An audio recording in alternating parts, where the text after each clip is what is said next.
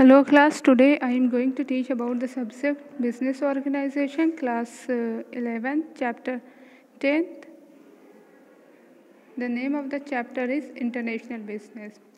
In this video we will discuss about the meaning of international business, business trade, nature of external trade, problem of international business, difference between external trade and internal trade, and the advantages benefit of the international trade, procedure of internal and procedure of export trade and import trade. International trade refer to buying and selling of goods and services beyond the geographical boundary of a country. It is also called trade between two countries. International trade क्या होता है? जब buying और selling हो जो दो countries के बीच में, वो एक इंटरनेशनल ट्रेड होता है। और दूसरा कि एक जोग्राफिकल कंट्रीज़ के बाहर हो, मतलब दो कंट्रीज जैसे इंडिया है, इंग्लैंड के बीच में जो ट्रेड होगा वो होगा इंटरनेशनल ट्रेड। इसको क्लासिफाई किया गया तीन तरह के होते हैं, थ्री टाइप्स के होते हैं: एक्सपोर्ट, इंपोर्ट एंड इंट्रापोर्ट। एक्सपोर्ट जहाँ पे गुड्स जो है एक कंट्री से किसी दूसरी कंट्रीज में सेंड किया जाए, मतलब कि अगर इंडिया जो है गुड्स को सेल कर रहा है कहाँ, दूसरी कंट्री में, तो वो होगा एक्सपोर्ट। इंपोर्ट दूसरी कंट्री से अपने कंट्री में गुड्स को रिसीव करना, जैसे हम लोग इंग्लैंड से गुड्स रिसीव कर रहे हैं कहाँ, इंडिया में, तो वो हो गया है इंपोर्ट ट्रेड। और इंट्रापोर्ट ट्रेड क्या होता है कि जहाँ पर एक कंट्री से रिसीव किया जाए और बीच दूसरी कंट्री में सेंड किया जाए, मतलब यहाँ पे तीन कंट्रीज इन्वॉल्व होगी और एक से वो इंपोर्ट कराएगी और दूसरे को एक्सपोर्ट करेगी, तो वो होता है intraport. Nature of external trade या इंटरनेशनल ट्रेड, दूसरा इंटरनेशनल ट्रेड को हम कह सकते हैं external trade. Involvement of two countries में दो कंट्रीज का इन्वॉल्वमेंट होना है जोग्राफिकल बॉर्डर्स को क्रॉस करते हुए। पेमेंट इन फॉरेन करेंसी में पेमेंट होना है, जो फॉरेन करेंसी जहाँ से हम एक्सपोर्ट कर रहे हैं या इंपोर्ट कर रहे हैं। और प्रॉब्लम्स क्या है कि इसमें ये एक लीगल प्रोसीजर, इसमें lots of the legal procedure are involve. Foreign currency, book of shipping, conversion of rupees into the custom clearance and lots of documents has to fulfil for exporting या importing of any goods and services. Restriction, कुछ restrictions भी लगती है, कुछ limit तक जो है हम एक गुड्स को एक्सपोर्ट कर सकते हैं या इंपोर्ट करवा सकते हैं। तो ये रिस्ट्रिक्शन भी ये कौन लगाता है? ये जो है गवर्नमेंट के थ्रू लगाई जाती है, ताकि बहुत ज़्यादा एक्सपोर्ट ना हो। एक्सपोर्ट बहुत ज़्यादा हो जाएगी तो अपने ही गुड्स जो है बहुत ही एक्सपेंसिव हो जाएगा। और दूसरा बहुत ज़्यादा हम इंपोर्ट कर लेंगे दूसरी कंट्री से, तो हमारे गुड्स जो होंगे वो बहुत ही चीपर क्वालिटी की हो जाएगी। डिफरेंस इस लैंग्वेजेस जो होंगी वो डिफरेंसेस होगी। डिफरेंसेस इस लैंग्वेज, एक कंट्री की लैंग्वेज जो है दूसरी है, दूसरे कंट्री की जो है वो दूसरी लैंग्वेज है, इसलिए यहाँ पे लैंग्वेजेस के भी डिफरेंसेस है। अरेंजमेंट ऑफ फॉरेन करेंसी, और यहाँ पे दोनों कंट्री की करेंसी जो है वो डिफरेंट होती है। जैसे यहाँ की इंडियन रुपीज़ से करेंसी, और दूसरी कंट्री में अमेरिका में क्या है, डॉलर है, तो करेंसीज भी डिफरेंट है, तो उस हिसाब से अरेंजमेंट भी करेंसी का करना पड़ता है। ये सारे प्रॉब्लम्स हैं। डिफरेंसेस पूछे जा सकते हैं इंटरनल और एक्सटर्नल। इंटरनल ट्रेड क्या होता है? जो एक पर्टिकुलर एक कंट्री के अंदर एक जोग्राफिकल जो है बाउंड्री के अंदर जो होगी वो इंटरनल होगी। यहाँ पे एक्सटर्नल क्या होगी? दो कंट्रीज़ के बीच में होगी। रिस्क इसमें कम होगा, एक्सटर्नल में क्या होता है? ज़्यादा होता है। करेंसी एक ही यूज़ होगी। एक्सटर्नल ट्रेड में क्या होता है? करेंसी दो करेंसी, तीन करेंसी होगी। मोड ऑफ पेमेंट, इसमें कोई भी कैश भी हो सकता है, चेक भी हो सकता है। इसमें क्या है? इसमें क्या है? पेमेंट जो है वो बिल्स के थ्रू बनेगा, लेटर ऑफ क्रेडिट्स है, बैंक इसमें इन्वॉल्व होगा। कुछ रूल और रेगुलेशंस जो है वो यहाँ पर इतने नहीं अप्लाई होते, नेशनल रूल और रेगुलेशन होंगे। यहाँ पर क्या है, इंटरनेशनल रूल और रेगुलेशन होंगे। Mode of transportation by road भी हो सकता है, ट्रक भी हो सकता है, रेलवे भी हो सकता है। यहाँ पर क्या है, या एयर होगा या शिप होगा, सी ट्रांसपोर्ट होगा या एयर ट्रांसपोर्ट होगा। कॉस्ट जो होगी वो लोअर होगी, यहाँ पे कॉस्ट जो है बहुत ही ह्यूज अमाउंट इन्वेस्ट होगा, बहुत सारे टैक्सेशन लगेंगे। इफ़ेक्ट ऑन फॉरेन रिजर्व, और हमारे फॉरेन रिजर्व पर जो होगा, international trade has no effect on foreign reserve. जो फॉरेन रिजर्व होते हैं, जो कंट्री फॉरेन करेंसी को रखे रहती है, उस पर कोई भी असर नहीं पड़ेगा हमारे इंटरनल ट्रेड पर। यहाँ पे क्या है, एक्सटर्नल ट्रेड पर इफेक्ट पड़ता है। क्यों? क्योंकि यहाँ की करेंसी दूसरी है, इम्पोर्टर की एक्सपोर्टर की। जिस कंट्री से हम इम्पोर्ट करा रहे हैं, जिस कंट्री में हमें एक्सपोर्ट करना है, उस हिसाब से काम करना होगा। रीजंस क्या है इंटरनेशनल ट्रेड के? तो ये तो है जहाँ पे गुड्स बहुत ही, the countries can not produce equally well and cheaply all that they need. जो कंट्रीज़ को नीड होती है उस हिसाब से गुड्स जो है नहीं प्रोवाइड कर पाते, नहीं प्रोड्यूस कर पाता, तब जा कर के वो एक्सपोर्ट करता है। या गुड्स बहुत ही एक्सटर्नल क्वांटिटीज़ में एक्सेस में हो जाती है तो उसको एक्सपोर्ट कर दिया जाता है। कभी कभी होते availability of the different factor of production, जैसे land, labour, capital, raw material, तो वो डिफ़र अमंग दूसरी कंट्रीज़ में होती है। तो उस हिसाब से उसका अरेंजमेंट करने के लिए हमको कभी रॉ मटेरियल को दूसरी कंट्री से इंपोर्ट कराना पड़ता है। अब लेबर है, प्रोडक्टिविटी है, ये हर एक कंट्री की जोग्राफिकल और पॉलिटिकल रीज़न की वजह से, तो ये सारे रीजंस हैं जिसकी वजह से इंटरनेशनल ट्रेड होते हैं, बिजनेस होते हैं। बेनिफिट्स क्या है? अर्निंग ऑफ फॉरेन एक्सचेंज की अर्निंग होती है। क्यों? क्योंकि अगर हम एक्सपोर्ट कर रहे हैं तो हम जिस कंट्री में एक्सपोर्ट करेंगे तो वहाँ की करेंसी रिसीव होगी। और दूसरा, बेस्ट यूटिलाइजेशन ऑफ रिसोर्सेज का जो है बहुत अच्छा यूटिलाइजेशन हो जाएगा कि हमारे पास बहुत ही एक्सेस क्वांटिटीज़ में है, हम इसको दूसरी कंट्रीज़ को दे दिए, या दूसरे के पास बहुत ही एक्सेस क्वांटिटीज़ में है तो वो हम इंपोर्ट करा लिए, तो वो सारी इकोनॉमिक ग्रोथ होगा।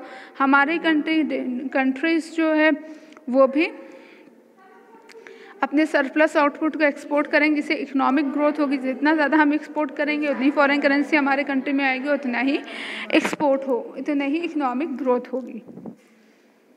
बेनिफिट, ये हमारे नेशंस को बेनिफिट है, और हमारे फर्म को क्या बेनिफिट होगा कि वो जो है बहुत ही हायर प्रॉफिट की तरफ जाएगी जो इंटरनेशनल बिजनेस कर रहा है। कैपेसिटी यूटिलाइज होगा। कैपेसिटी क्या है? Hand they can enjoy the, जिस फर्म के पास बहुत ही सरप्लस प्रोडक्शन होगा तो वो जो है इस हिसाब से प्लान बनाएगा कि वो अच्छे से अपने सारे प्रोडक्शन को इजीली जो है उसको यूटिलाइज कर ले। ग्रोथ होगी उस ऑर्गेनाइजेशन की। कॉम्पिटिशन्स जो होंगे, जो हमारे डोमेस्टिक मार्केट से उससे हट जाएंगे, वो नेशनल लेवल पर चला जाएगा।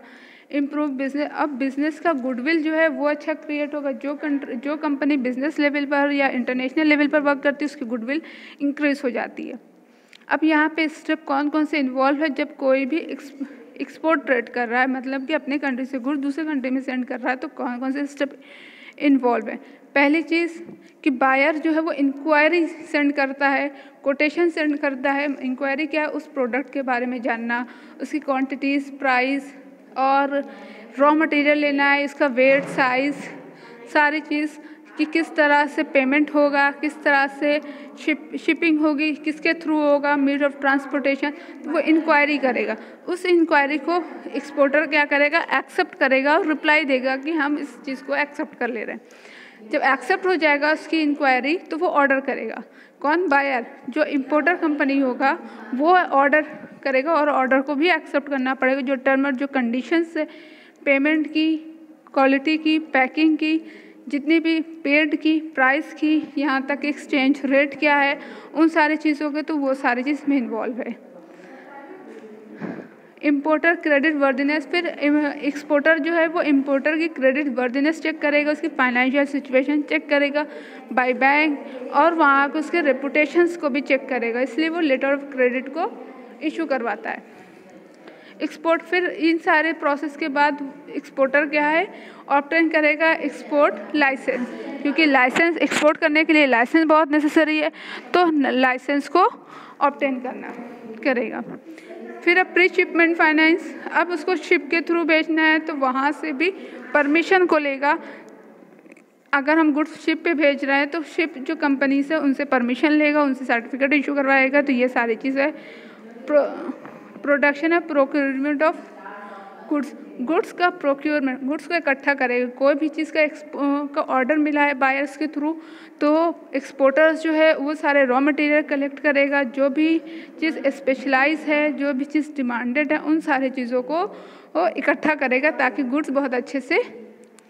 फिर pre shipment inspection, government has pass expert quality control and the Inspection Act 1963 to ensure that the only good quality product are exported from the countries. For this purpose, it has authorized some agency to act as a inspection agency.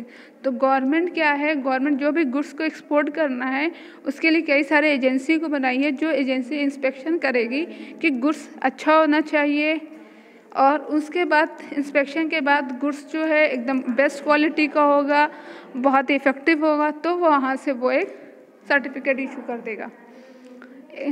Clear excise clearance, बहुत सारी duties payment होती है goods पर। Manufacturing है तो manufacturing product पर लगेंगे, services है तो सर्विसेज प्रोडक्ट पर वो सारे एक्साइज ड्यूटी को, एक्साइज क्लियरेंस को पे करना पड़ता है।